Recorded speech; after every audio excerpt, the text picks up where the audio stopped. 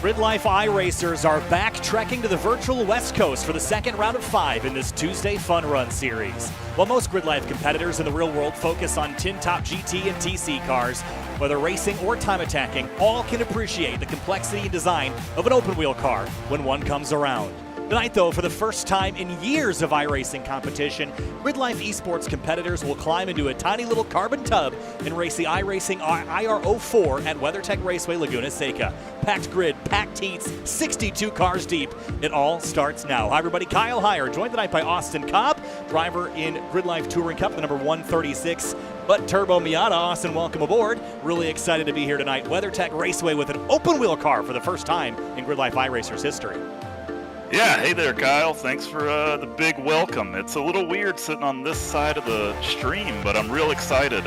Like you're saying, first time we've seen open wheelers in GRIDLIFE iRacers, and I'm real excited. Last week everybody was kind of knocking the rust off. It was a little messy, but I'm real excited. I think these are going to race super well. I'm really excited for this, and everyone tells me that this combination is super fun. Of course, we have our heat racing format, which basically all starts with qualification here. The next 8 minutes, drivers are going to go to lay down their best time to get set up for one of 2 heats. Odd qualifying drivers in Heat 1, even qualifiers in Heat number 2. The top 15 from each of those heats will advance to the feature. And of course our LCQ, which is the bottom 15 from each of those heats, only 10 will advance from that race into the feature, which means that 40 drivers will race, 22 are going to go home after the qualification tonight. Cars on track here for qualifying, and it's all about laying down your best time. This is a hot lap session here, Austin. DJ Alessandrini, always a master in his craft, but this is a unique formula here. I don't think I've ever seen DJ race formula cars, at least not extensively in the iRacing service. We'll see how he does in the Lizard Brains car. Yeah, I've only raced open wheelers with DJ once. It went miserable for me, kind of why I'm sitting out this week, but he did really well. He's fast in everything he jumps in, whether it's IRL or iRacing. So I know he's got a strong command on this car, and he's looking to do real well tonight. He's setting up for his qualifying effort. Let's run through the drivers and names that we are familiar with. There are plenty of them. Kevin Zhu in the number 12, and a classic-looking Miller livery on this number 12 car. Kevin's another competitor with us in GRIDLIFE Touring Company, Honda Civic SI. Got David Santel with us, who's run with us a couple of times before. Nick Nelson is here. How about Anthony Montello, an HPD driver with us in GRIDLIFE competition? There he is in the number 268. Jackie Ding with us this week in the number 86. And Austin, he's a time attack competitor. We'll see how this translates. He has some Formula Car experience in the Skip Barber Racing School series. Yeah, and much like DJ, I don't think it matters what he's in. He's a really quick competitor. We've seen him set plenty of track records in GRIDLIFE. Real strong driver. And going back to that Kevin livery, man, that really hits me in the feels. Shout out to Colton Wade. We're going to miss that car on the grid. That beautiful livery is one to be looking out for. Yeah, I can't wait to see what Colton and crew bring back to the paddock next season if they decide to do this again or something different. I think it's probably going to be the latter, but yeah, this was certainly one of the coolest liveries to see in the paddock, especially transplanted onto a GRIDLIFE Touring Cup car. So Kevin Zhu rocking the kind of metallic gold there as he heads up towards turn number 6. Let's talk about this racetrack here just a little bit, Austin, as we take a look from high above. A very unique racetrack that has a lot of distinct corners. It all starts with a run down the front straightaway, a kink into turn 1, and then Andretti hairpin over on the far right side of the screen here. This is a really interesting, corner over on this side of the track. That's kind of a double apex that leads into turn number 3. The right-hander at the bottom of your screen, and then another similar one at turn 4. Turn 5 is a left-hander that leads you up the hill.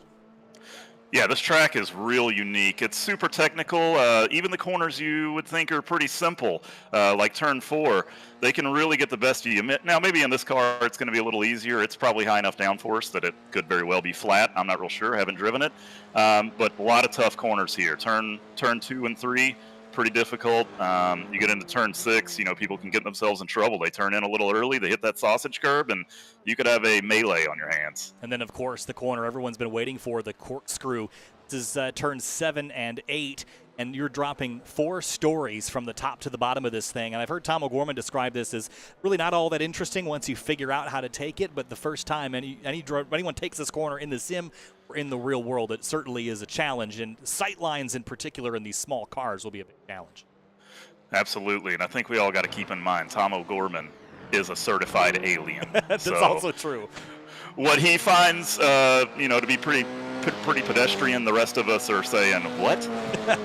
Here's another driver that you could describe as a certified alien. Brian Heitkotter running his typical orange, blue, and black colors, the 0-5 on the side. Is on his second qualifying lap. The first one was invalidated with an off track, and thanks to Hawk Performance, the highest finishing driver in the feature race with no incident points will earn themselves a set of free brake pads. Big thanks to Hawk Performance, incentivizing clean, fair driving in the feature race tonight. Well, for Brian, it's too bad that wasn't around last week, because I learned earlier he actually went 0 incidents in the GT1 feature race, which don't know how. What a champion. That's pretty insane. That was a wild race last week. A lot of incidents there. Ryan Kristoff goes for a spin at the bottom of the hill. Kristoff, again, another competitor with us in GRIDLIFE Touring Cup competition. Ido Waxman, a Falcon Club TR competitor in the number 52. And Ben Thorne, another Club TR competitor. Good to see Ben here in iRacing. I'm not sure that we've seen him extensively in GRIDLIFE iRacers in the past. We might have seen him pop up once or twice. Good to have Ben with us. I think he missed out last week. So giving his best shot here at qualifying with 2.5 minutes left. Well, hey, I think he's doing himself a favor starting in a proper current race car built by iRacing. It's on the newest tire model. It's a proper race car. I mean, the GT1s, they were race cars, but man, what a handful. So really looking to see this guy get a good race in and see if he can make it in the top 15 in his heat. Yeah, we'll see how he does. He's actually made a video about sim racing and the value of it on his YouTube channel that he shares with Ben Lynn. That's Gears and Gasoline. If you haven't heard of it, you should check it out. I think some of the best automotive content on YouTube, hands down, as Ben rolls down the corkscrew and heads back to the stripe. He's on his second lap as well, just hasn't laid down a time just yet. 44 drivers have laid down a time at the top of the board. Morgan Burkhardt in the 57 had a real short race last week, ending up basically in the gravel at turn 1. Alessandrini and Victor Tanaka in that 62 again to the top of the board. Matt Corrence, also another GLTC competitor, is in the top 10. So is Matt Waldbaum, Austin. He's got your number tonight. Oh, man. What's he doing stealing my number? Well, that's 36. You know, that's why I gave it up. I went to 136. Okay. Too many people trying to get on my number. Too many people trying to steal Austin's number, so went to 136. So, go ahead. Quick shout out to Victor Tanaka. He's actually an Apex V2R teammate, so happy to see him doing really well in the top 3. Best lap time of 1:21.317, just 1.6 tenths shy of Morgan Burkhardt at the top of the order. Cars on track continuing. Peter Zhang, another time attack competitor this year in Falcon Club TR. He's got the Not Fast Motorsports colors on the side. Last week, Peter had a phenomenal event that ended up gaining a bunch of spots. I think he finished top 10 as well, and teammate Alex Sartea also up in the mix. I don't know if Alex is here with us. I would think he would be. I believe I saw his name. He's somewhere in here. I saw him in practice, for sure. Stuck around Alex Arteat. He'll pop up somewhere, most likely. It was right near Zhang last week, and those two tend to run nose to tail a lot. Yeah, and that's a big pickup last week. You know, it was definitely a good week for upsets, and always good to see some fresh faces in the top 10. Yeah, no Tom O'Gorman this week. He won in his Aston Martin last week, but he's traveling this week. Get here. Paul Hill. This name feels very familiar, and I can't remember. Austin, do you know where this name is from? Because I think he competed with us at SEMA last year in our SEMA game night, but I can't remember that. Maybe you've seen him somewhere else in the sim. That sounds familiar. I'm the wrong guy to be asking. I have a real short memory span. Well, he's not going to get to complete whatever lap he was on there. He'd already exhausted all of his options in terms of his laps. He'd run 4 laps as qualifying concludes, and it's now time to head down to the racetrack and go over our starting lineup pretty briefly here, because this is a standing start competition. It means that we don't have a pace lap, Austin. We go right into things at the end of this waiting period. Gonna be honest, that's my favorite kind of start. Yeah, it's really interesting though, because this is a Formula car. It's got that dual clutch system where you can set up multiple clutch surfaces and get that good launch. And they talked the Discord about how to launch these cars effectively, but I worry with big grids like this if we're going to get out of the gate without smashing some cars up. I am really hoping we get everybody away from the line clean. It is so easy to forget to put your car in gear. You're midway in the pack, people can't see you, and next thing you know, we have a giant pile up on the front straight before even hitting the start finish. So hopefully everybody has done a little practice start practice, and we'll get away from the line clean. 31 drivers, 15 will advance. That's what the 15 ADV means at the top of your screen. So the top 15 drivers will move on straight to the feature. The bottom 16 in this will have to go fight it out in the LCQ in a little while. Peter Zhang is not yet gridded, neither has 5th place Alex Cofford. Zhang is on the grid now, just waiting for a couple more. Halka and Ding have yet to get on the grid. They've got 40 seconds to do so. Drivers way at the back, Austin Tucker in the number 11, 26th. Got a lot of work and a lot of cars ahead of him to get by. Hey, I mean, the first thing he's got to do is survive turn 1. I mean, I'm really hoping to see this stay clean, and I think these guys will, but hey, we always see at least some amount of melee going on, and we'll see some heroes pushing up from the back of the pack right into that top 15 battle. Time to go racing, and looks like Ben Thorne did not make it to the grid. Everybody else, though, I think got there at least ahead of him as we go racing for 10 minutes. Green flag flies, and we're racing in the GRIDLIFE iRacers Tuesday Fun Run. A nice good start so far as the field spears away down towards turn number 1 and 2. So far so good. Morgan Burkhardt in the 67 leads the way. Austin 2 and 3 wide in the background, but still everybody making it looks through. Like everybody's clean so far. Oh, we got a spin in turn 2. Peter Zhang, middle of it. A couple cars try to bail. Let's quickly take a look at it, Austin, and see if we can analyze exactly what happened here. Yeah, it looks like things just stacked up really quickly. He lost sight of him, and sorry, I don't know which car is which, but the Skip Barber car had position, and Peter just kind of turned in on him a little bit. Yeah, that was the 28 of Paul Hill that got into the back of Peter Zhang. So Zhang resets. He might have to fight it out in the LCQ unless there's a whole lot of drama. Morgan Burkhardt, though, leads through turn 6, and now Matt Corrins up battling Victor Tanaka here for 2nd place. But remember, the transfer spot is 15th, and right now that's Jackie Ding. Yeah, overall, it's looking like we have a pretty clean start. We're about to have 10 minutes of a lot of fun, some nail-biting action for that top 15. Oh, Jackie Ding goes wide and gets slammed by, I think that was actually Ben Thorne there that made contact with him as they headed down the corkscrew. 3 abreast, and Jackie Ding's got big problems and suspension damage, and he was in the transfer spot but now falls out. Yeah, that's real unfortunate to see. Looks like he overcooked the corkscrew a little bit, and yep, and then when he came back on track, he just had somebody get into him. Yeah, Ben Thorne there. Thorne in that 39 car. I think Ding got the worst of it. He's going to have to hit pit lane as Morgan Burkhardt loses the lead to Victor Tanaka down in turn number 1. Matt Corrins trailing both of them. Yeah, so that's the big things with these big aero, kind of small, lightweight, open-wheel cars. They draft really well, which makes them super racy. I think we're going to see a whole lot more of this going back and forth. And one of the conversations I had with DJ when we were planning the seasons, we didn't necessarily want a track that was going to incentivize sitting in line and waiting all day to make passes because you've got infinite straightaway. This is a fairly challenging track to plan that, Austin. So what would your strategy be if you're 2nd or 3rd? Do you want to be leading this race, or do you want to be running 2nd or 3rd? Man, that's a tough call. I think you want to come into that last lap probably in 2nd place and mount your attack into turn 2 and 3. And make it stick, because from there it's going to be pretty hard for anyone to mount an attack on you unless you make a big mistake. Jamison Huffman 4th, Alex Cofford in 5th, down the corkscrew for the 2nd time, and transfer position now is Nation Slovene, in that number 60. He would transfer on. Ryan Carwile, 1.8 seconds back, is the first man out. Yeah, it looks like there's quite a gap, but we'll have to keep an eye on his lap times. I know Ryan Carwile's really experienced iRacer, so he's probably got the nerves under him and might be able to track this position down.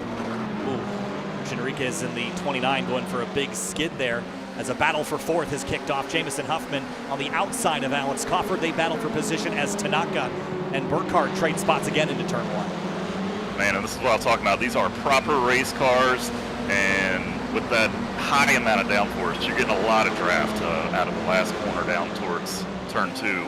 So we're just going to see battles the entire race. And it seems like the cars are kind of breaking up into little mini battles too, which makes this easier, I think, as drivers to sustain your battle because you don't have 15 cars right behind you. You can kind of break up and attack drivers individually one at a time.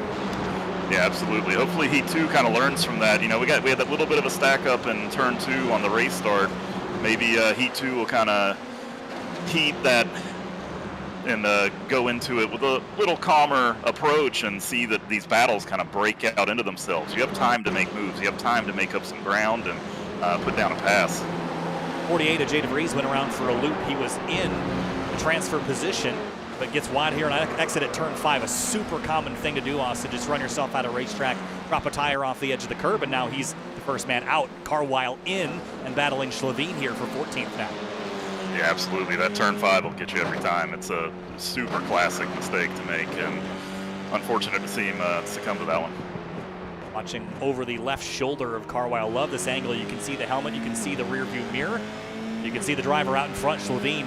These drivers are both in, but if they tangle, they can fall out pretty quickly. We're halfway through this first heat.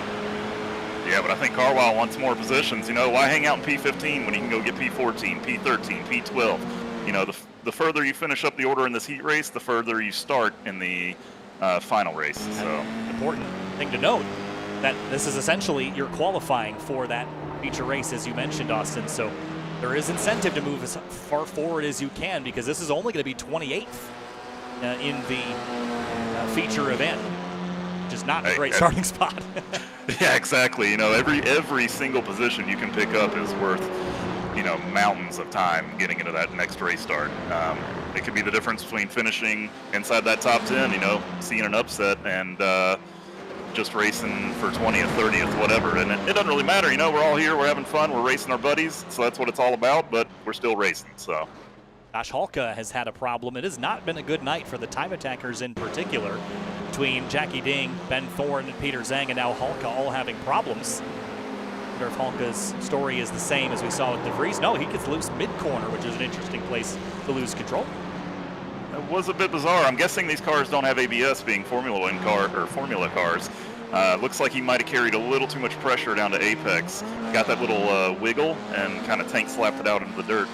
Yeah, correct. No ABS in these cars. Enriquez around in the 29.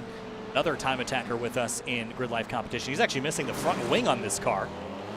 Yeah, that's going to make it real difficult to drive. That is modeled in iRacing. If you lose your front wing, then you've now lost all that downforce, and it's going to be pretty miserable to drive. It's ripped off, I guess, going backwards over the access road, but it's not going to get any better without that front wing on the car. By the way, Jackie Ding and Ben Thorne have both gotten back out on the racetrack. I like this because every position that you gain here, even if you don't transfer, is going to help you in the starting order for the LCQ.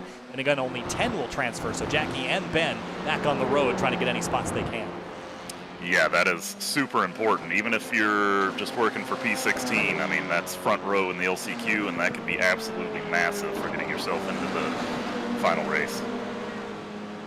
Back up front, Morgan Burkhardt is actually about to put 39 a lap down, and it's the top 5 are really on top of each other as they come through the final corner here.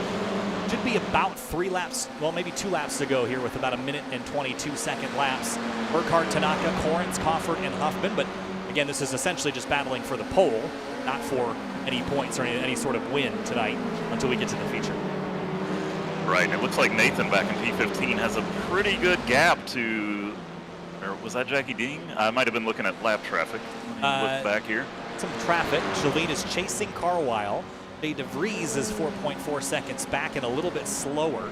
So I don't think he's running 15th on down. He'd need a little bit of help. Yeah, it looks like Nathan has a pretty good gap and probably won't be seeing any upsets for that 15th spot. But we'll have to keep an eye on it. You never know what can happen. Yeah, again, really what we could see is 2 drivers tangled. Matthew Morhart and Kevin Zhu maybe as they battle for position. If they get together, that will open up the opportunity for De Vries to get in, and then that cut line would go back to Austin Tucker as the first man out. So it's constantly evolving, constantly changing, and keeping the car on the road is only half the battle. Yeah, absolutely. You know, but Kevin and Matthew are both also pretty accomplished iRacers. I think they're going to play this pretty safe. They might have some fun racing each other, but I don't expect to see too many risks being put down. Nice clean pass there heading down the corkscrew. That was very well executed by Morhart. Puts him into 10th place. As the leaders. I think Kevin's perfectly happy to just kind of let that pass take place and then hang out in the draft and maybe even get pulled away from P12 there. Oh, Jackie Ding has had a big incident at turn number 6, I think this is. And Matthew Morhart has just had a problem as well. He's turned around. This is at the exit at turn 11 in the middle of traffic. And this is what we were talking about. Nation Slovene goes by. De Vries is now entering the final corner. And just like that, he transfers in if he can hang on to this for another lap. He is just absolutely stuck there. I mean, good job on him to not panic, to just kind of accept his fate, stay put, and let people get around him. When he initially went around, he actually almost caught Kevin Zhu's wheel, which would have been disastrous. So, you know, good job by Matthew Morhart, too. lock it down and keep it in position until everybody gets by safely. Another look at Jackie Ding. That car was already sideways going into turn 6 and then into the tire wall there.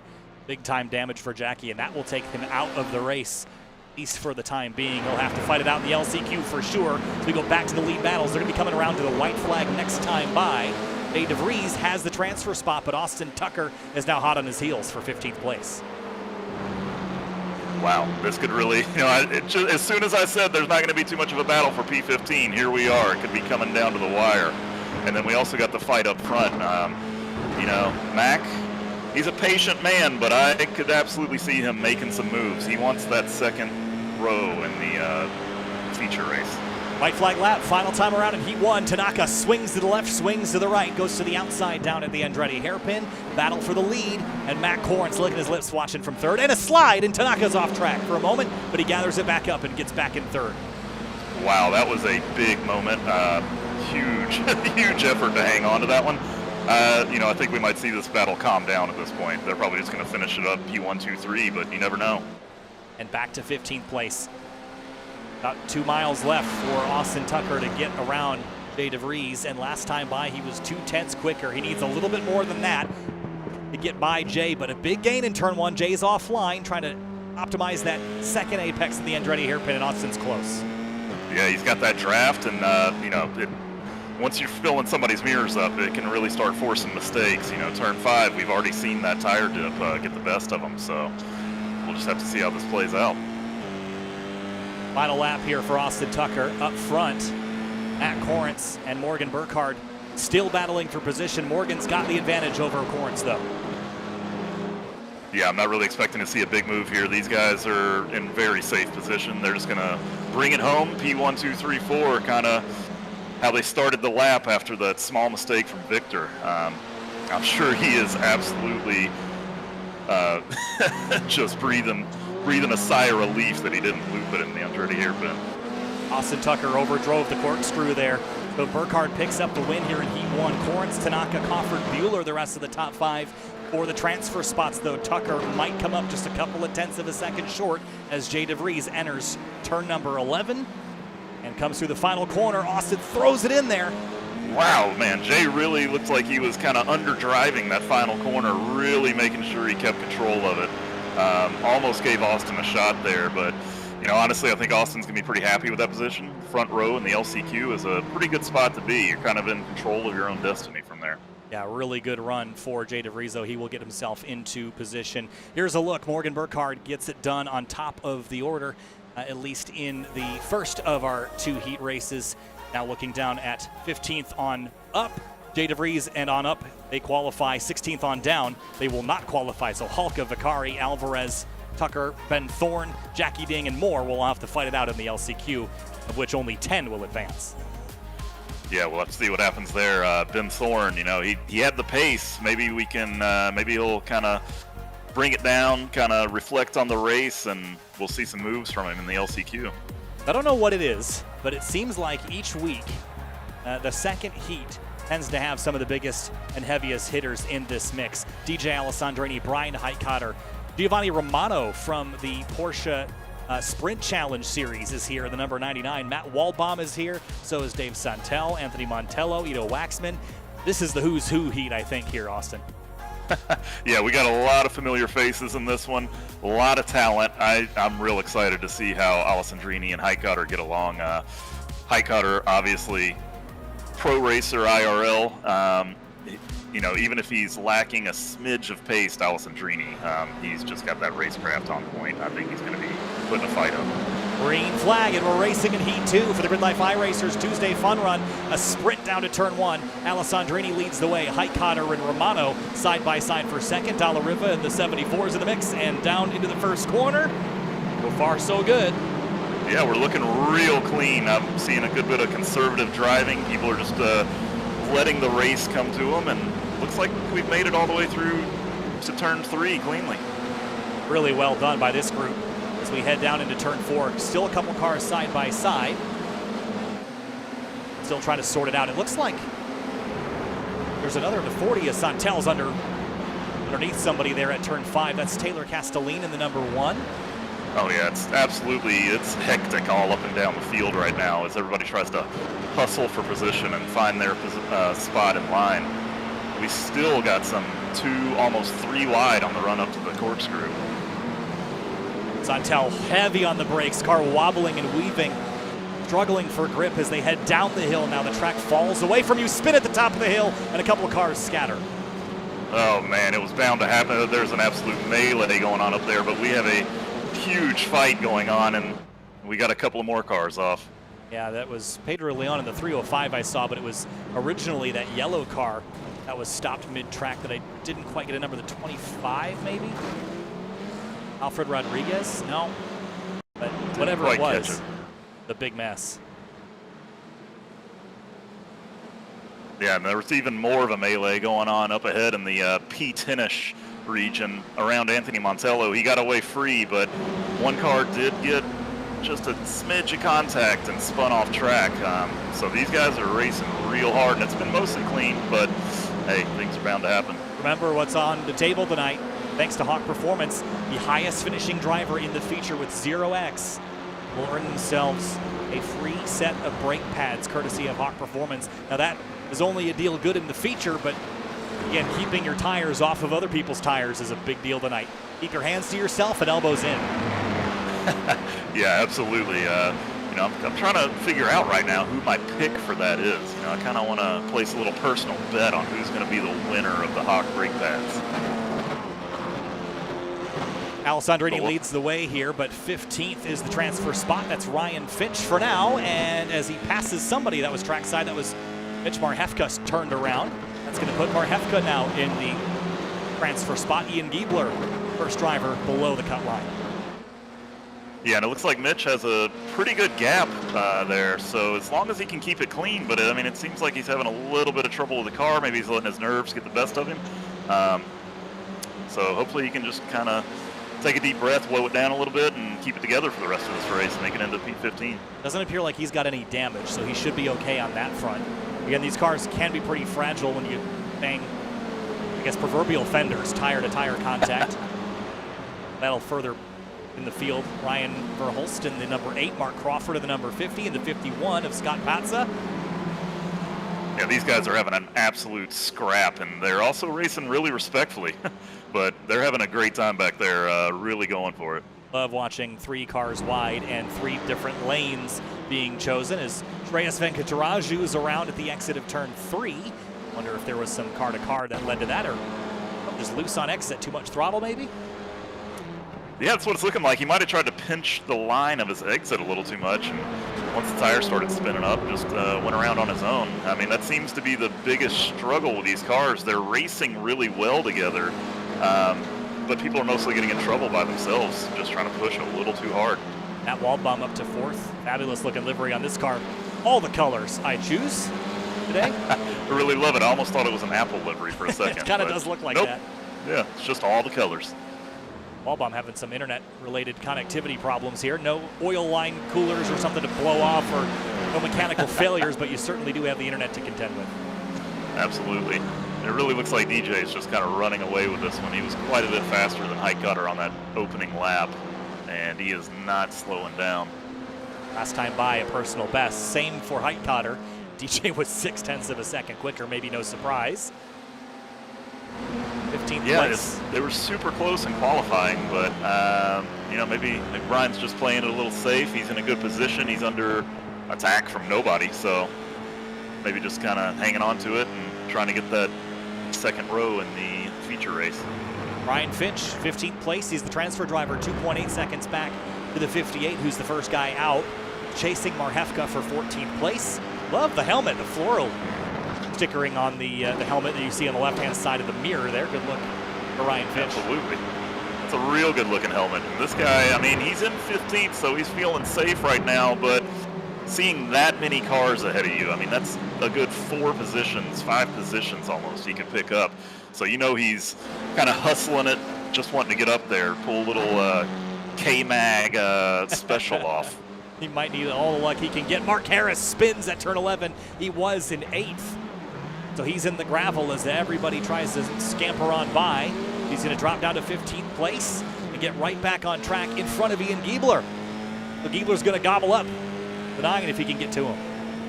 Yeah, I don't think he's quite going to make it there, but he's now going to be hungry for it, so it's within reach.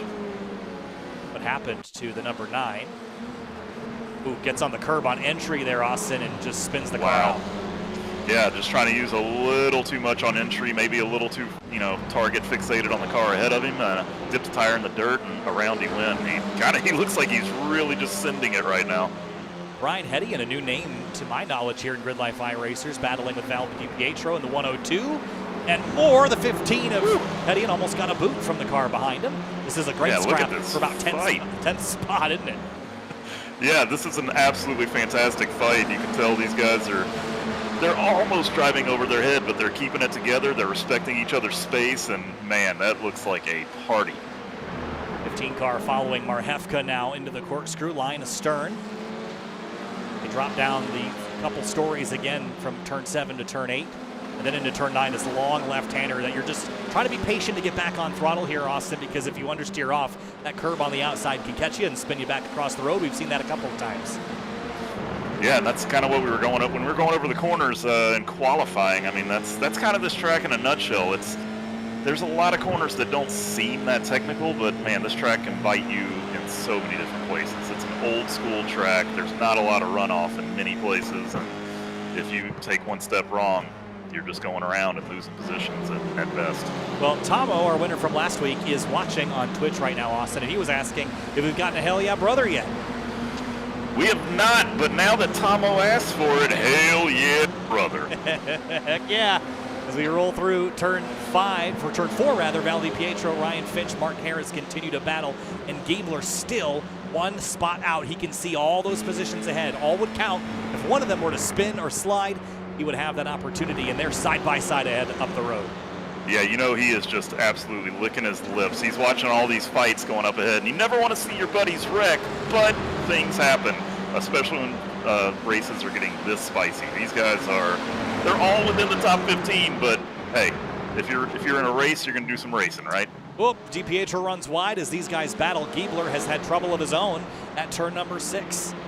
Oh, that's real unfortunate. Turn 6, like I was saying, that is just, it's a very high commit corner, and when you get it wrong, it goes very wrong real quick. See the hands, you just kind of snap the wheel to the left, Austin, and just destabilize the car. Turn the car around. Yeah, it almost looks like he had a little too much front downforce in that setup. I'm not real sure how this car drives, to be honest, but maybe just a little too snappy on entry. I'm sure you can't probably modify the aero balance all that much, but I imagine if you change it a little bit and then are aggressive with the inputs, it can probably be pretty unstable. But especially combine that with a throttle lift also, I think weight transfer probably played into that quite a bit. There is that, that's a classic open wheel car thing. You do a violent turn in with a violent lift off the throttle, and next thing you know, you're just going around and there's nothing you can do. But hopefully Ian can salvage some more positions, and if not get back in the P15, at least get a good start position for the LCQ. We're coming back to the white flag next time by here in heat number 2. Ryan Finch is the last driver in a transfer spot, and there is nobody behind him within 8.5 seconds. So he should be clear as long as he keeps the car on the road. He'll be in good shape here. Alessandrini picks up the white flag as we cross the start-finish line. Yeah, I feel like we got to be careful with those words. We could be putting out a lot of commentator curse out there. We've seen a lot of self-spins, and I don't want to put that bad voodoo on Mark there. Yeah, commentator curse, I know that all too well, Austin. It works in real life too, which I hate. So think back to Andy Smedegard and Jeremy Swenson both having issues after I talked about how they needed to have perfect weekends at Heartland. Sorry. Man, it's you're just trying to do your job, and the commentator curse strikes again. Yep. Here's Curtis James in the 87, defending from Anthony Montella. This is a battle for 7th. A little understeer and tires in the dirt. Oh, man. They are really getting after it. Mark actually, as we were talking about him, he did not receive the commentator curse, but maybe Val and Ryan Finch did, because he has moved up to P13, and we got Val DiPietro and Ryan Finch in 14th and 15th. Yeah, they've fallen off just a little bit. Head up Towards the corkscrew again, some side-by-side action, and Curtis James, he knows what's at stake. He gives it up for now. He'll try it again to get it back later. Alessandrini up front, perhaps to no one's surprise, skates through turn number 11. And he's going to pick up the checkered flag here in heat number 2. Start on the outside of the front row. Heitkotter second, Eric Dalla-Riva in third, then Matt Walbaum a top 5, Giovanni Romano fifth. Rest of the top 10 rolls on through. As for our transfer drivers, Ryan Finch is going to be the last on the train to the free feature entertainment in a little while. Yeah, looks like it's going to be a pretty mellow finish back here in the transfer spot. You still got a big battle going on back here. This is for 17th place. Reyes Venkataraju and Alfred Rodriguez battling for the second row start, and they're all going to collide at the exit of 11, including the number 8 of Ryan Verhulst that was ahead of them, and they're all going to tangle. That was a bit of an interesting incident there. Not what we like to see on the final lap, but anything can happen. Here's another look at it from high above. I couldn't tell if that was a self-spin or if somebody got into somebody else. Oh, the car dives underneath there, and then I think on exit right here, it throttles up and comes across the road. Oh, they're trying to avoid the spinning 8 car, so I don't think that was intentional by any stretch. No, absolutely not. That was just a series of unfortunate events, which can happen real quickly in race cars this quick. Quick look at your results. Alessandrini on the top of the board. Heitkotter, Dalla-Riva, Waldbaum, Romano. And again, everybody 15th on up is qualified into the feature automatically. Everyone 16th on down will have to fight it out in the LCQ. And just like that, we're gridding already for the LCQ. It happens fast. Everything moves quick on these evenings. But just going back to DJ real quick, I don't think anybody's real surprised about that. I am a little surprised Heitkotter fell off, but we'll have to see how he does in the feature race. But let's get this LCQ underway. I'm excited to see this one. I think we're going to see some wild cards move up into the top 10. We're going to see some upsets. We're going to see some guys that just run up. We might see somebody run away with it. 10 drivers advance. Alfred Rodriguez is the last driver to qualify in if they run as is. Some work left to do for everybody here. Drivers notably in this, Ryan Christoph, Jackie Ding. I think, Peter Zhang is in here as well as Ben Thorne and Josh Hulka. So a big time attack field all trying to move on, and they all can't get there.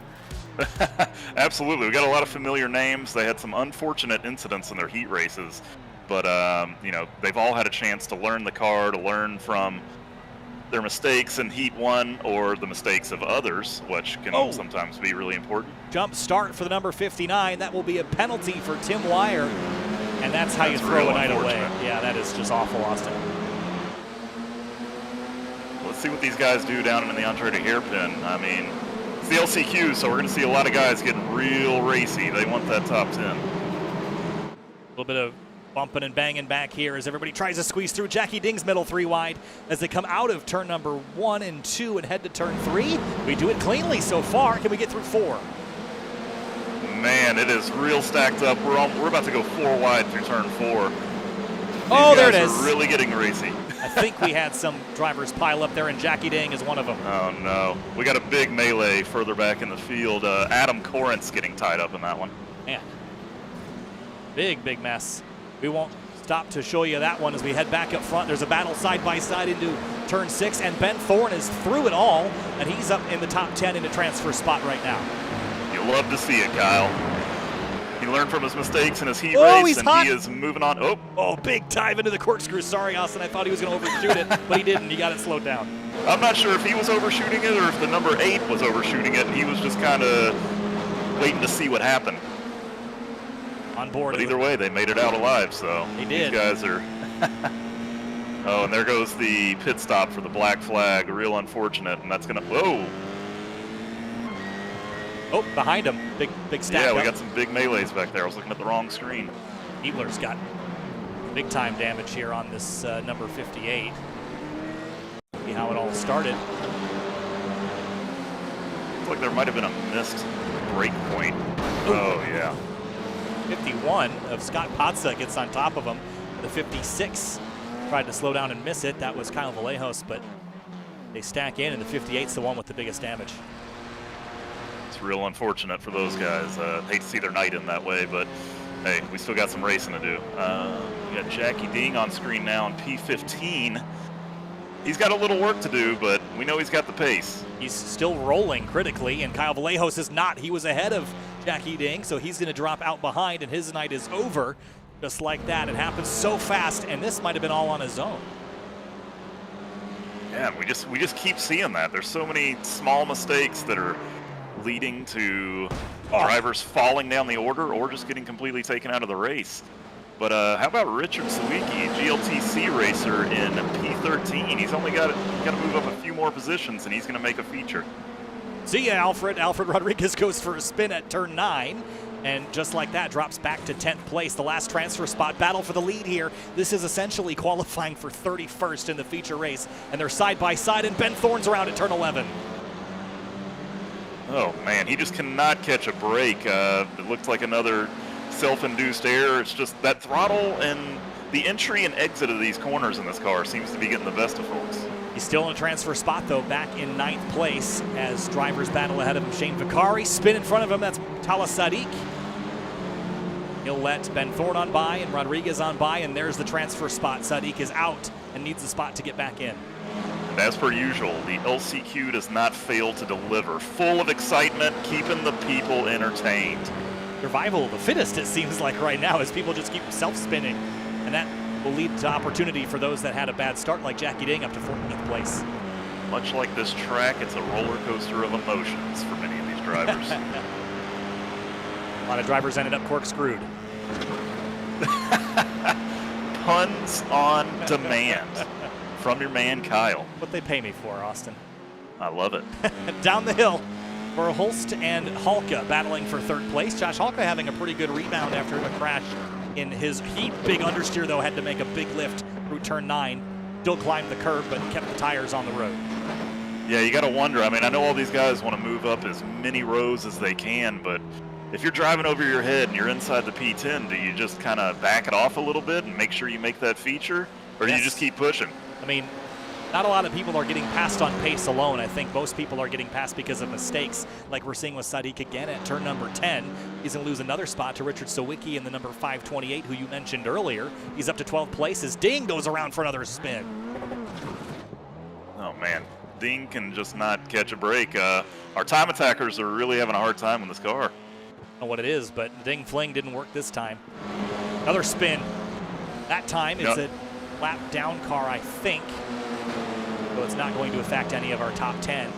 Pedro Leon is the last driver in as it stands in 10th. Peter Zhang trying to race his way back in, needs to catch that 305. I think he's got the pace to do it. He was 3 seconds faster than Pedro last time around. He just needs to keep the car on the road going straight for the next 4 minutes. Definitely got the pace. I don't know if Leon had a bad lap. Maybe he was avoiding some contact, but it definitely looks like Zhang has the pace, and we definitely want to see some racing happen on this last lap. And there's nothing better than some dramas for that last transfer spot. Trouble up front. Josh Halka goes for a spin, and Mark Crawford is also turned around, and he's going to drop out. That puts Peter Zhang in, just like that. Here's a look at what happened. Halka all on his own, and Crawford coming down the hill. Same thing, same place. Man, it's just like we talked about. The visibility out of these cars coming off that corkscrew can be real difficult. Both those guys lost track of where the apex of the corner actually was. Car bottoms out, hitting all that, kind of cutting the corner. You bottom out on the other side and spin out. It's real unfortunate for those guys. So Crawford is now 12 seconds back of Peter Zhang, and everyone from 15th on back is out of the race. So just the last couple drivers scrambling for spots, and Ding has turned around again at turn number 10. That's been a trouble spot for him to go back up to 4th place. Shane Vicari and Justin Hall fighting.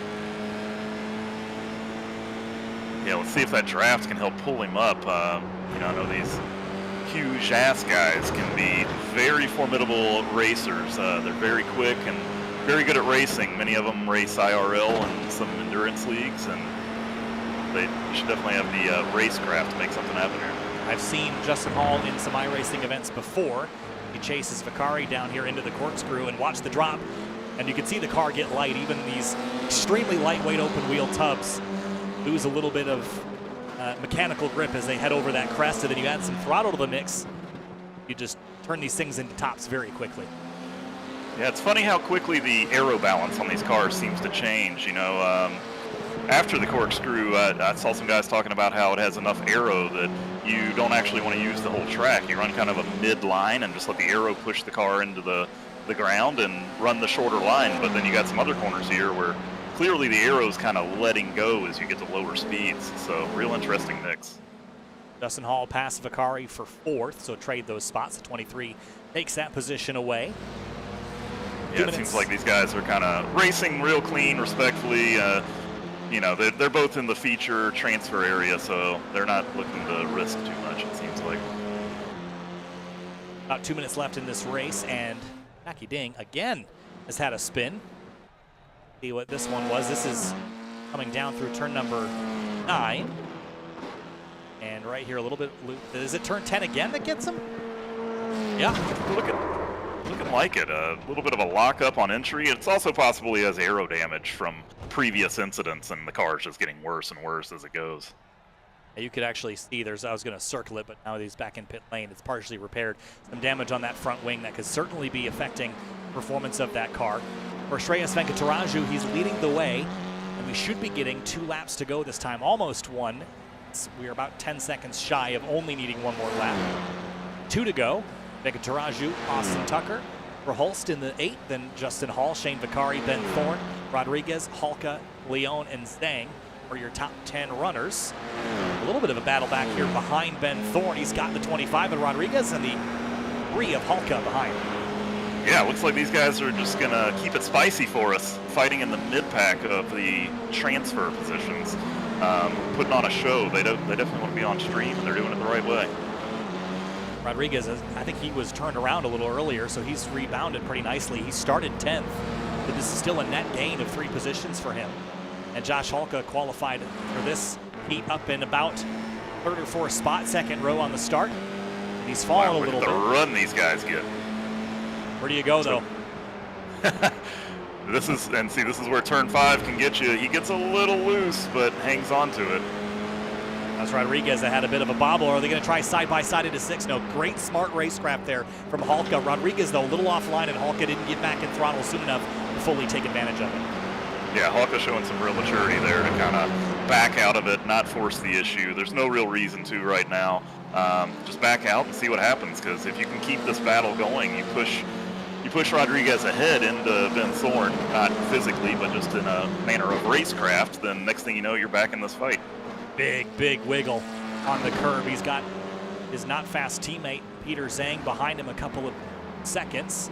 Also in a transfer spot at the moment as Rodriguez again hounds Ben Thorne. He's got a little bit more natural pace, but hasn't been as consistent as the 39. Ben's been a little bit better there as we get the white flag. Yeah, that's classic tail, right? You know, Ben seems to have kind of got the car underneath him. He's driving within his limits. Rodriguez might have a little more pace, but he's also kind of running ragged to get it there. So let's see if he can hang on to it and make something happen. And the problem with running ragged is in cars and iRacing, and specifically the open wheel cars, driving like that is not going to reward you. Got to be smooth on the inputs, probably even overly smooth. But here comes Rodriguez now to the inside at turn 5. Looks like he's still playing it pretty safe. He had his nose in there, but you know, broke a little early. He's not trying to force anything at this point, unless he can maybe give Ben Thorne some full mirrors and force a mistake. These two continue to battle, all happening 19 seconds behind. Shreyas Venkataraju into the corkscrew. They go real tight, nose to tail there, huh? That was closer than it maybe needed to be. I'm not sure what kind of forced that, but they came out the other side, so we're all good. Venkataraju picks up a win. He'll start 31st in the feature. 32nd place will be Austin Tucker. 33rd, Verhulst. 34th, Justin Hall, and on down. Oh, spin from Rodriguez. No. Final quarter. Rodriguez in the background spins it. Can he get it back rolling? He might. He's going to drop out of the top 10 if he does not get it turned around before Sawicki comes by. He got back rolling. Sawicki's too far back to take advantage of it. Rodriguez will finish where he started, 10th. He transfers, but just. Wow, finishes by the skin of his teeth inside that top 10. That was really, really close. Here's a look at your top 10 results, and those are the only drivers that are advancing on to the feature event. And here's a look at everybody else on page number 2. Sawicki, the first driver out, everyone on down. did not qualify tonight through their heats in the LCQ. Well, real unfortunate to see the guys that don't qualify for the feature, but I'm sure they had a good time. We saw a lot of good racing. We saw a lot of self-inflicted mistakes and then working back up through the field. Definitely can't say the LCQ was not entertaining. Definitely was entertaining, that is for sure. Now our feature race will feature the 40 fastest drivers throughout the night, and that was selected by 15 from each heat and then 10 from the LCQ. So that's your field of 40.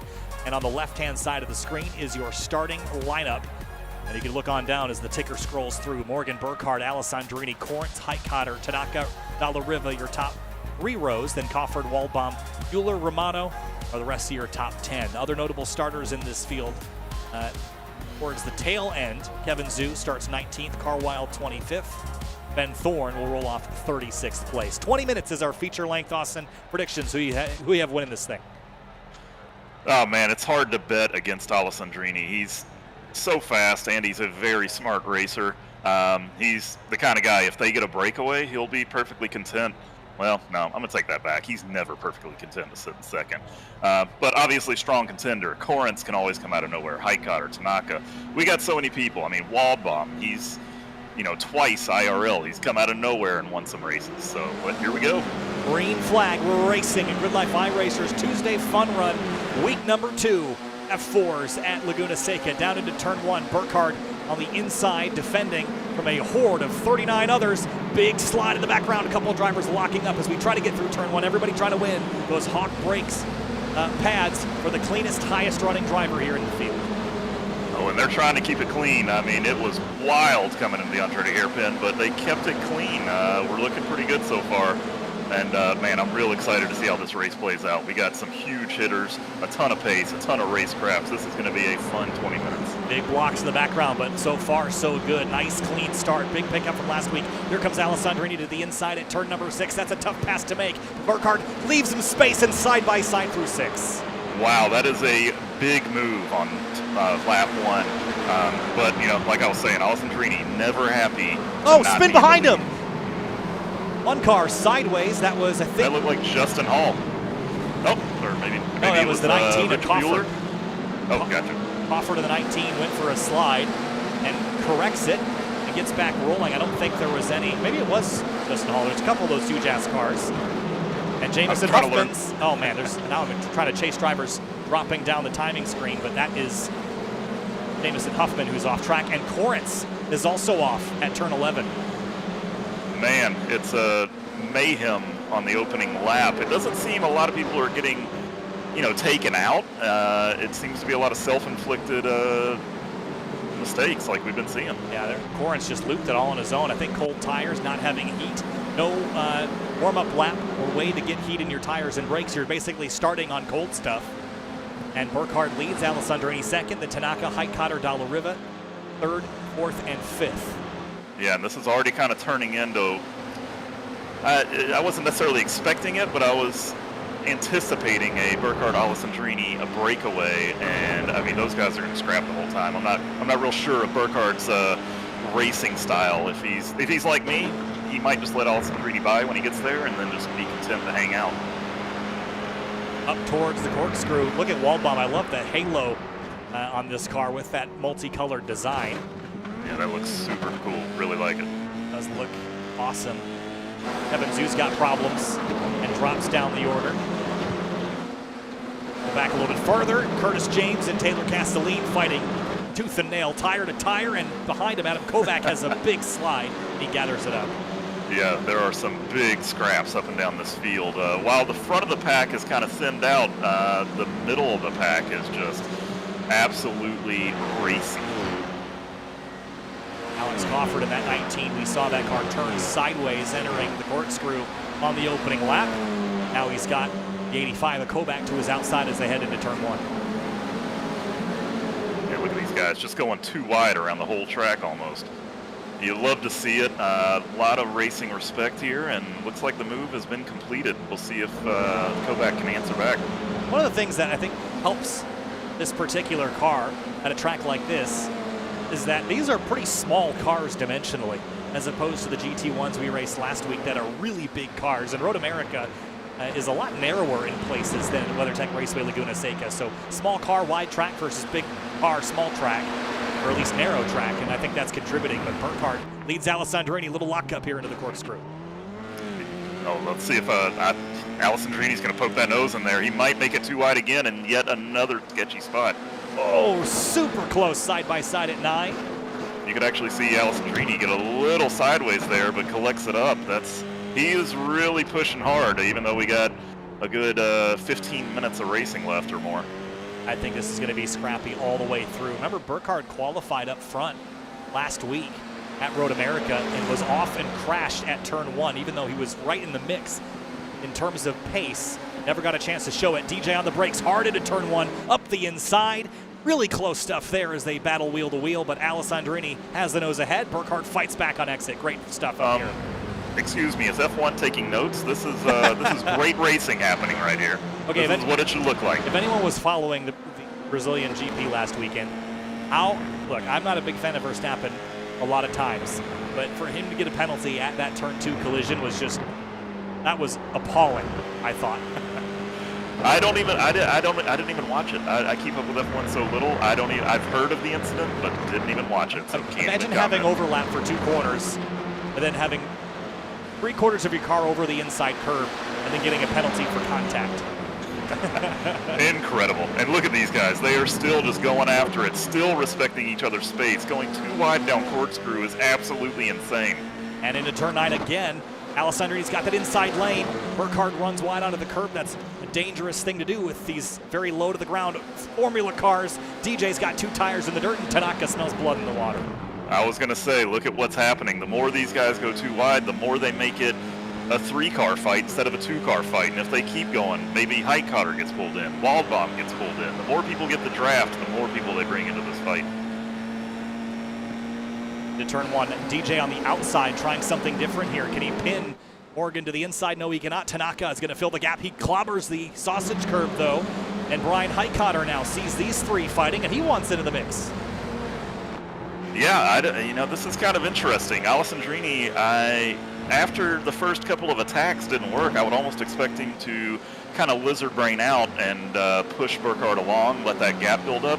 But he is really just scrapping hard for that P1 spot, and it's bringing everybody back into the race, which is very good for us. It's going to make for an interesting feature race. Lap traffic ahead as well. How will that play into things as we head up towards the corkscrew again? Quick glance backward at Mike Young defending from Dave Santel. That's for 9th, but up front they continue to scrap, and Morgan's deep into the corkscrew again, but he slows it down, and DJ prioritizes the exit here, but then it's a flowing corner through 9 that leads into a right-hander. So if you have the inside here, you have the outside at the next corner, and it just folds back on itself.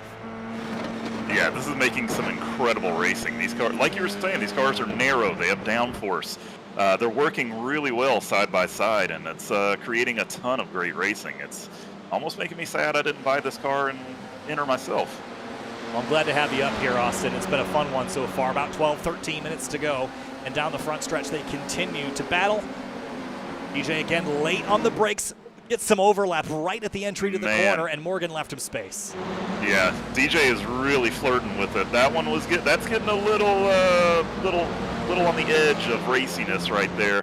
But like you said, Burkhardt leaving a little room. But let's see if he gets a little more defensive moving forward. He's got to be learning from these events. That was a really late dive, but trying to get overlap anywhere he can get it. Go quickly back to 14th. Matt Corrins on a recovery. Battling Marhefka makes a quick job of the 27 and drops him and Taylor Castelline behind him. Man, what's great to see here is how much everybody learned between the heat races, the LCQ. It's mostly been really clean. I've been scrolling up and down the field, and there's so much good racing going on. It doesn't really matter where you are in the field, doesn't matter where you finish. These guys are really living up to the grid life motto of, race your buddies, have fun, don't wreck your buddies. Yeah, it's really hard to keep you from wrecking your buddies when the free reset button, but now you throw some brake pads on the line from Hawk and everybody behaves. But I think part of that was due to DJ kind of setting everyone straight. Big bobble by Morgan at the exit of the corner, got loose, and that's going to open the door for DJ. That should facilitate that pass. Man, these guys, it looks like he might actually, he's pulled about a half a car length ahead, so I would think he can complete the pass this time. But, I mean, Burkhardt's showing incredible pace, incredible fortitude to hold off DJ's attack for that long, but he's got it done now. Yeah, now with DJ out front and in clean air, Morgan seems like he's struggling a little bit now that he's lost that position. Can he keep DJ in sight, or will Tanaka knock on the door too much and distract Morgan from DJ? So for now, give the lead to the number 2. 57 and 62 will fight for second. Yeah, we'll have to see how much they fight there. If Tanaka goes side by side with Burkhardt too much, that's going to let DJ run away, and if that draft gets broken, it's going to be a real tough job to reel him back in. But I think Tanaka's aware of that. He's a very smart racer. He'll probably help push Burkhardt along because he knows the best shot for him is to let those two fight. I'm noticing something, Austin. Let me know if you feel the same way. Morgan might have a little bit less aero on his car. If you notice, he's really strong on the straightaways, especially that run from 6 to 7 up at the top of the corkscrew. He gained a lot of ground on DJ there that he lost in the first sector, where you have a lot of those flat aerodynamic reliant corners. We'll see if it pays off here on the straightaway, but he's separated himself from Tanaka and now can focus ahead on that number 2. Yeah, that would be an interesting setup choice. I mean, I'm sure very small changes make big differences in how the aero plays out. But I would think the low downforce setup would run actually a little better in that P2 position, a little less reliant on it, and then also getting that big draft, so we'll have to see how that plays out. The volatility has gone down here just a little bit at the front, so let's jump back to 13th place. Corrance continues his recovery past Mike Young in the 44. A little bit deeper than that, Ryan Finch, Mark Harris battling for 21st place. Man, they are just nose to tail, side by side, all up and down this field. Good to see Mac just continuing to move forward. It's always frustrating to have an early race spin, but then it's always fun to get to race your way forward. And look at these guys going too wide yet again. Mark Harris and Finch had a big bobble at turn 1. Here's Ben Thorne battling Brian Lyons. Nice looking Valvoline livery on the 14 of Brian Lyons. We haven't actually had a chance to talk about Brian much tonight, but Ben up into 27th after starting a little bit deeper in the mid-30s.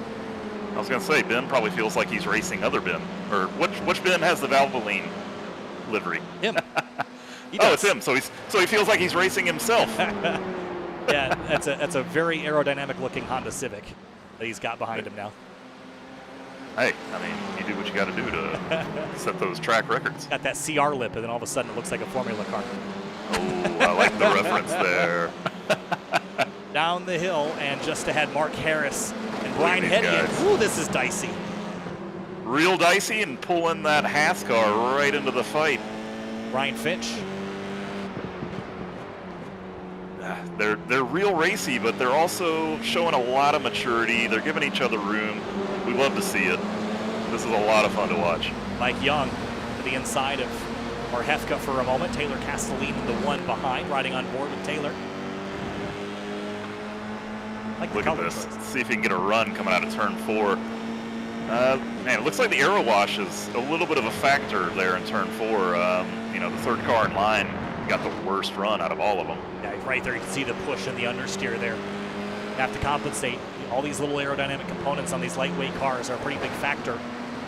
And you take away that aerodynamic downforce, and they're going to understeer just a little bit. They've got some tire, but it's not like we're running crazy wide IndyCar tires. Santel and Montello battling. Montello locks up, and Santel gets through to 9th.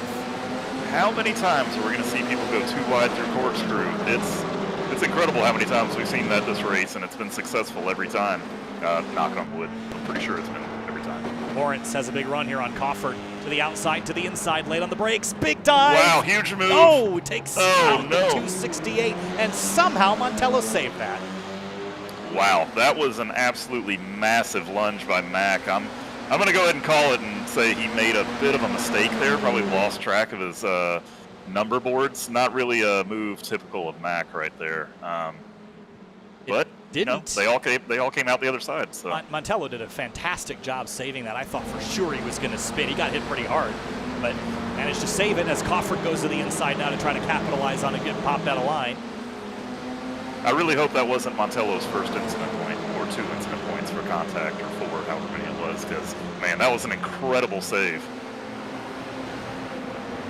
I think he might deserve brake pads just for saving that. Yeah, I think you might want to gift them to Matt Corrance, actually, now that I think about it. Smooth burn. But up front, Alessandrini has begun to sprint away as Burkhardt and Tanaka a moment ago were side by side. go back and maybe take a look at exactly what was going on while we were pulled away looking at other things. Yeah, and that's what I was talking about. If Tanaka mounts an attack on Burkhardt and they start going side by side, it's only gonna continue to open that gap up. But looks like Burkhardt might just be losing contact. Here's it was down at turn 1, the Andretti hairpin, a little contact there.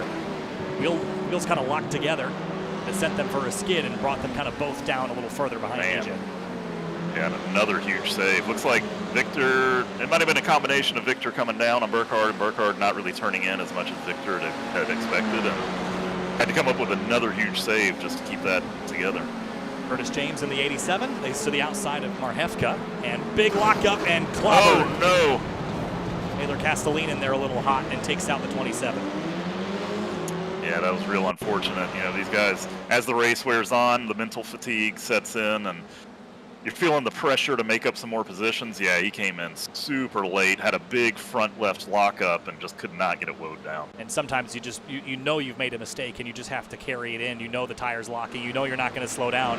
And all you can do is go, oh, stop, and you never stop.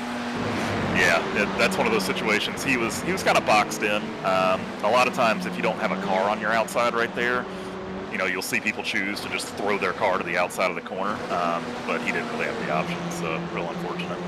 Dane Vicari trying to overtake Mark Harris back here from 20th, just ahead as Peter Zhang up to 19th place. I thought he was turned around earlier, but that was in the heat race, so he's actually had a pretty good night. Jumped up to 19th after starting really deep in the pack. Josh Halka, though, his teammate, hasn't had such a good night. Yeah, there's been quite a few upsets. Amongst all the great racing, we've also had some unfortunate incidents taking folks out of this race. And I'm not quite sure what happened right here. Just another big lockup by Taylor, just struggling with the brakes. And skids to a stop and calls it a night. Matt Corrins back up into the top 10, though. He's got Alex Cofford behind that really wants back by. It actually seems like equivalent pace to this 42. Remember the 19 was spun around at the top of the hill on the opening lap, and then Corrins went around later. They both had spins and returns to position.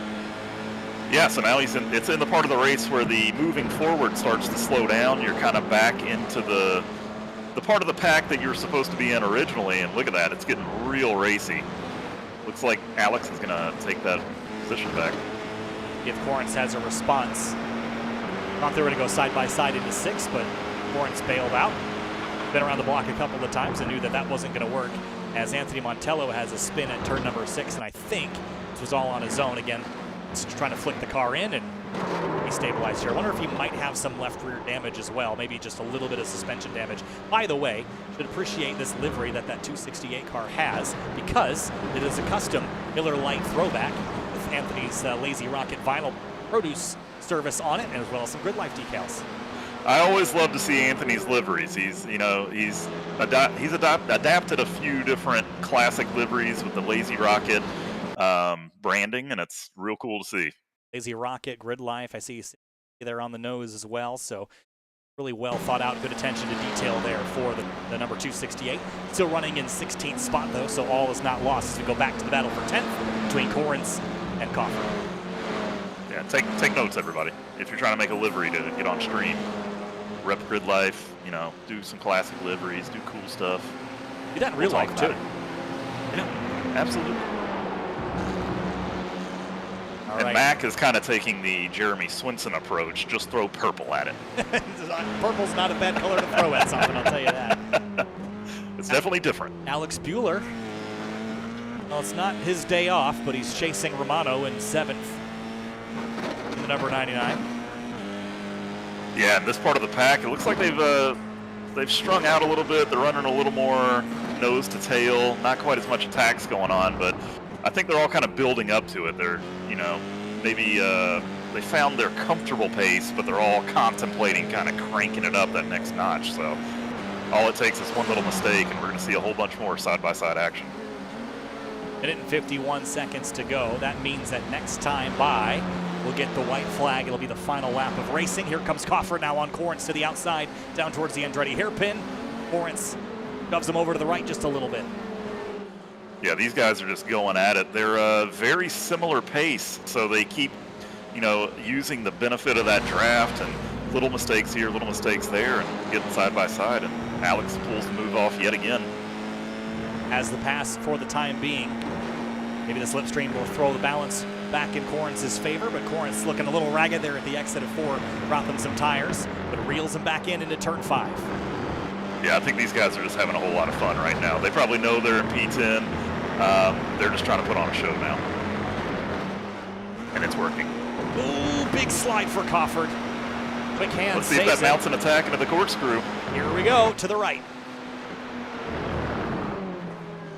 Man, we should have had a counter ready for this race. Number of times too wide through corkscrew. They didn't quite make it happen there, but we have seen it plenty before. I think turn 9 is almost as scary of a place to go side by side too, because of how much speed you're trying to carry slide. Whoa! And Cofford spins in front of Corrance, and off the track he goes. Man, obviously Alex had the bigger moment of the two, but even Mac had a moment. He hit a little bit of that sausage curb while seeing Alex spin and almost lost it himself. Yeah, they both hit it. Cars are just too low to the ground to really use curbs, but Cofford comes out 13th, battling Mike Young. Corrance keeps the car straight, stays in 10th for the time being. White flag is out as Alessandrini's on the last lap. Here comes Cofford down the inside of the 44 to grab a spot back. Yeah, it's real interesting that once DJ made it stick, he really just has run away with it. So I guess all the practice and lizard braining he put in is really paying off. It just took a little bit of getting racy to get there. I will say that he has put in the work, and Burkhardt, I think, could have kept pace with them if he didn't have Tanaka to deal with, but that one time they had their little spat when that gap started to grow. So for DJ Alessandrini, the first time ever in GRIDLIFE iRacers open wheel cars, DJ is going to lizard brain his way all the way to the checkered flag. And week 2 of the Tuesday Fun Run Series in fall of 2022 goes to DJ Alessandrini. He wins at WeatherTech Raceway Laguna Seca. Morgan Burkhardt, Victor Tanaka round out your podium. Mike Cotter and Matt Waldbaum 4th and 5th. Didn't cover those guys. They were just kind of in no man's land for most of that race. Eric Dallariva 6th. Giovanni Romano 7th. Alex Buehler in 8th. Then Dave Santel into the shot now 9th. Matt Corrance is in 10th. A little bit of battle back here for 19th spot. Vicari and Finch coming back to the stripe, and Peter Zhang and Mark Harris just up the road. This is for 17th place. Come on, boys, send it for stream. Yeah, we got a little bit of a scrap going on back here, but it looks like nobody's going to be able to create overlap. They're just going to finish in the order they're in and bring it home. A little lock up there for one of the drivers in the group. Peter Zhang, another fantastic week. Started deep in the field, finishes in 18th place. So another good day for Peter Zhang and that Not Fast Motorsports 35. Dane Vicari, Ryan Finch round out your top 20. That was a fun one, absolutely. Let's have a look here at our race results and go over them here, Austin, because great battles all in the midfield and a great scrap up front for a little while. Wish it could have gone on a little bit longer, but DJ just so fast. Yeah, I mean, like we were saying, once DJ got around, he kind of ran away with it. That one little attack by Victor on Morgan was enough to break the draft, and that's all she wrote. 3-second gap it's almost incredible to believe he built that much of a gap with how the first 10 minutes of the race went. Down the rest of the list here, Curtis James, 11th place. Alex Cofford rebounds to 12th. Then Adam Kobach, Val DiPietro, all top 15s. Anthony Montello with that late race spin ends up 16th. Peter Zhang, we mentioned, 18th place. Then some drivers that didn't have quite as good of a day. Kevin Zhu struggled. How about Ben Thorne, though? He did pick up some spots up into the mid-20s. Pretty good result for Ben. I think I mentioned, I don't think we've seen him a lot in GRIDLIFE iRacers. It's good to have him on board. Yeah, I'm not sure if he's newer to iRacing in general, but it looks like he's getting his feet under him. He had some good racing out there, just a couple of mistakes to clean up, and he's going to be, running right in there. And the very last page here, a couple drivers that just did not have the day they were looking for. Taylor Castellino was having a good run until late, 5 laps down for Taylor. Pedro Leon, Alfred Rodriguez, we documented. Hulka, not a good night for him. Then Tucker, Huffman, and Schlavine also having a disappointing result on the second round of the season. Super fun event, though. I'm stick around for a minute here to see if we'll get DJ or somebody else to come chat with. In terms of the upcoming races, though, Austin, we've done 2 events so far, but there's still more to look forward to. I think next up is Rallycross at Mid-Ohio with all the rules gone. Austin, we're going to race off track in the dirt and the gravel. It's going to be a blast. Yeah, I've heard DJ is going to map a button to clear black flags nonstop throughout the race. So we are just going to be in full party mode, having a great time. I'm pretty sure Tom's going to make that one, so he's going to be the man to beat as per usual. Yeah, home track, maybe not a home car, but I think he's looking forward to it. Up next, so we talked about Rallycross cars at Mid-Ohio. That is next Tuesday. Then we've got 1987 stock cars at Watkins Glen. That's November 29th. Followed by, tentatively, the Toyota GR86 Cup at a redone Sebring here at iRacing. Not rescanned, but resurfaced visually. But now we've got DJ Alessandrini to chat with us. DJ, congratulations. Well done tonight. Great scrap there early on before Morgan got tangled up there with Victor and lost some ground. Take us through your fight up at the front. Real quick, Kyle, this is Hawk DJ, and congratulations to Brian Highcotter. He won Mr. Clean tonight, and he's winning a free set of brake pads. So congrats to Brian Highcotter. All right, Hawk Hell DJ's yeah, brother. I love Austin in here. All right, Hawk DJ's leaving the booth, and Racing DJ's back. All right, well, welcome, DJ. Thanks, first of all, to Hawk for doing that for us, and congratulations to Brian Highcotter. DJ, a really strong event for you. You got it done. Maybe no surprise there, but it took a little bit more effort, I think, at the start for you to get on by. Take us through it. Yeah, man, Morgan was he was feisty, but he raced really fair and clean, and you know, I kind of have to thank Morgan when I was trying to figure this car out. Originally, I kind of reached out to him because he did the Skip Barber esports stuff. So I knew he was going to know some stuff about the car, so I reached out to him, like kind of picked his brain a little bit. He shared a setup, so I kind of knew how it should drive.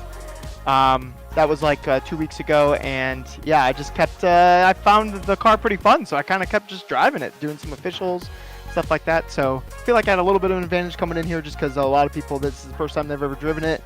But guys, if you're watching on the sidelines, the F4 car is legit. This thing is so much fun to drive. Super fun to drive, and DJ, in the mirrors, I'm not sure if you saw this, but we got through turn 1, 2, 3, and 4, and actually 5 too. Actually all the way up to the corkscrew before we had any car contact, which is a great result after last week. In the feature? Yeah. Oh man, yep. Hey guys, everyone, great job, proud of you. That's really good. Hey, next week we're gonna do a whole lap somehow in rally cars with no track limits. Easy. No rules. Easy. You can't. No one can break the rules if there aren't any. Yeah, that is kind of true. I mean, there will still be rules, like you can't jump to start and you can't run into your buds, but besides that, there's no rules. Well, how could you run into them when you could just take the other gravel trap? We got an inside guy. We can get anything coded in we want. That is true. Hey, DJ, congratulations on the victory. We'll see you next week in Rallycross cars at Mid-O. Okay, all right, see you there. We'll see you later. And we've got Morgan Burkhardt, who was our second place runner. Morgan gave all you had there to battle up with DJ at the very beginning, but came home second. What'd you need to be? Well, I'm going to go with the car that was attached to the ground in the rear. I made an adjustment from the setup from the heat races. It got a lot hotter, so put in a little bit more rear wing, and it made it more oversteery in high-speed corners. So it was a little bit interesting. I was just kind of hanging on for dear life and trying to keep it on the road, and kept DJ behind as long as I could. My original plan was to kind of back him up into the guys behind so I could get a little bit of breathing room, maybe light a fire under his butt and maybe force a mistake or an error or something like that. But unfortunately, I made the mistake first. Well, It's real interesting that you put more wing in it, because Kyle and I were trying to figure out what you might have been doing with the setup. We almost thought you had less downforce. It's funny that you had more, and that made it looser. It was weird because it was loose in the tight places and tight in the loose places, because it would rotate not at all in the kink, and it was really struggling for grip. And on the brakes, especially going into the corkscrew, it would get really light, and then I would just lock up 1, 2, 3 tires separately. It was. I'm happy I kept it on the road. So it's well, you still hung on to it real well and put on a heck of a show. We were having a great time watching the fight you had with DJ. Y'all both raced real clean, real fair. It was a real good time. Yeah, I had a good time with him. It was fun. All right. Hey, Morgan, congratulations, P2. We'll hopefully see you again next week. Enjoy it. We'll see you next time. Thank you. Victor Tanaka finishes in third. We didn't get a chance to talk to him last week, but third place tonight, Victor. A good battle there with Morgan and DJ at the very beginning. What more did you need to finish up front to beat out DJ and Morgan?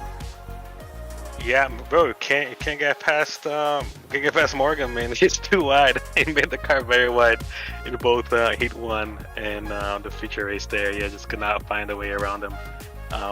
The one time he made a mistake there into the last corner, was able to get side by side into turn 1. But yeah, I had a little bit of contact there. I don't think it was anybody's fault, but car got sideways, just thankful I was able to hold on to it and get a podium at least. Really well done, Victor. Congratulations. Hopefully we'll see you back next week. We're running rallycross cars. No rules at Mid-Ohio. Hope to see you there. Absolutely. It's going to be crazy. See you guys next week. We'll see you. Thanks, bud. All right, Austin, we're going to wrap this up here tonight. Some fun racing all around. We learned that this car is spectacular, but we're going to do something completely different next week. Yeah, that's what we like to do on these fun runs, right? Get everybody used to a certain kind of car and then just throw a complete wrench in it. So, I'm looking forward to the rally car. I know we've done them before. It was a lot of fun, even though it's a little oddball. Just a good time to kind of let loose and have fun with your buds.